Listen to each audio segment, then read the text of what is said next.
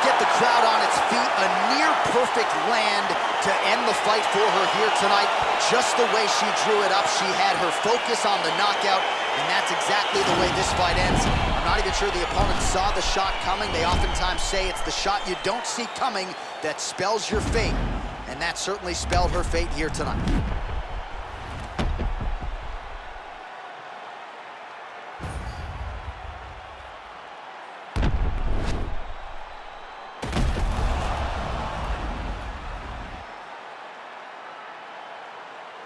Buffer has the official decision. Ladies and gentlemen, referee Herb Dean's called a stop to this contest at 4 minutes, 57 seconds of round number 2. Declaring the winner by knockout, Jessica Andrade. Well, you see the raw emotions. All right, coming up next, it is a women's flyweight tilt between Alexa Grasso and Paige Vanzant.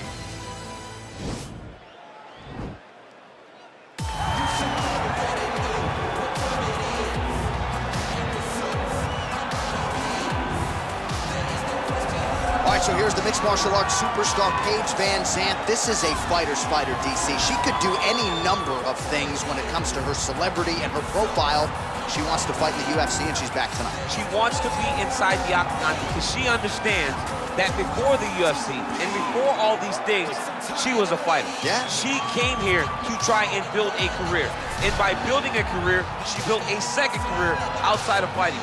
From Dancing with the Stars to the swimsuit edition. All of it, though, is based on her ability to win fights. When you go back and you watch some of her victories, the Alex Chambers victory, and the jumping kick against Beck Rawlings, you understand the level of martial artist that Paige Vanzant is. She has missed a lot of time due to injury, missed all of 2017, had an arm injury that kept her out most of 2018, now plying her trade as a flyweight. We'll see how it goes for PVZ here tonight.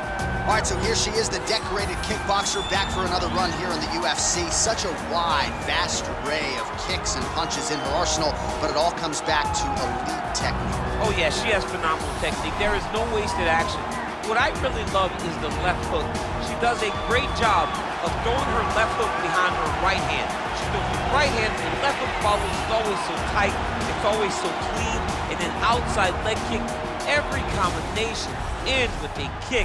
When you think it's over, she is putting one more technique, one more opportunity to put some damage on you before you get to go back to space and go back to the safety of her out of your face, which will only last for a short period of time. She certainly has a crowd-pleasing style. No surprise to see her back in a high-profile slot here tonight.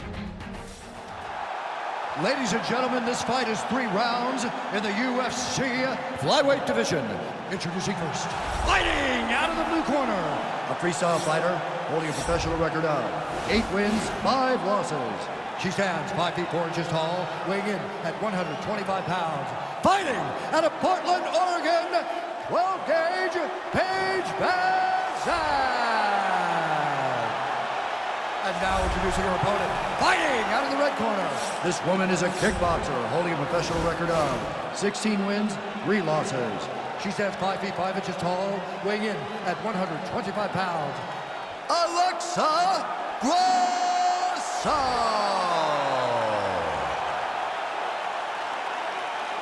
And when the action begins, our referee in charge, Dan Mergliata. So Dan Mergliata shares the cage. You ready? You ready?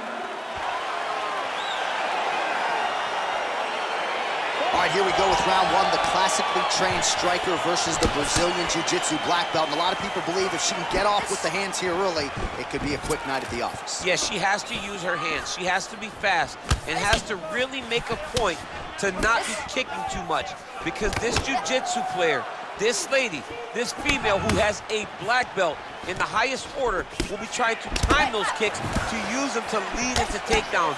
She's got to fight behind her jab, fight behind the hands, and make sure she does not get reckless, because the moment this fight hits the floor, this is where the Jiu-Jitsu fighter wants to be. Mixes it up nicely in terms of staying heavy and also staying active.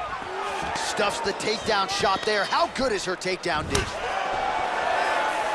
Vanzant Vanzant gets caught with that punch. Oh, nice. Man, how good is her jab? And there it is again. So that jab has been in her opponent's face from the opening bell. It is crazy to watch this, John. It's amazing for us to sit here and watch someone with an understanding of the striking and an understanding of the jab being first, as she is showing us tonight. So we pull up the numbers here. 28 total strikes have landed for Alexa Grasso. Man, her striking looks clean tonight, timing on point. Her timing's on point, her accuracy's on point. She's very busy. She's in a good flow. That's a big strike right there. Oh, did she get tagged by that combination there? And unless they're gonna give her headgear between rounds, she better start raising that guard. She's gotta start doing something, but it's a testament to her opponent. Throwing so many strikes, she's being so accurate with everything that she is throwing. Another shot lands upstairs. And the jab is there yet again. Nicely done on the feet by Grasso. Oh, now she's got that tie clinch. Appreciable damage could be coming. Look at how she drives her knee right into her opponent's midsection. And those knees aren't just for effect. Those are doing real damage. That knee might have landed there. All right, some really grueling work here in the clinch. Both fighters really struggling to gain a dominant position. That happens whenever you understand the positions. Both know exactly what they need to do. And when both fighters are trying to do the same thing, it's very, very difficult to get the desired result. Stuffs that takedown attempt without issue. All right, so now she engages in the tie clinch, and of course, if you're fighting hands as the opponent, you leave everything else wide open. You leave everything open, and she will dig big, brutal knees to the body. Good punch. Nice 1-2 there. Oh, good series of punches by her there. She's in her zone. She's flowing right now.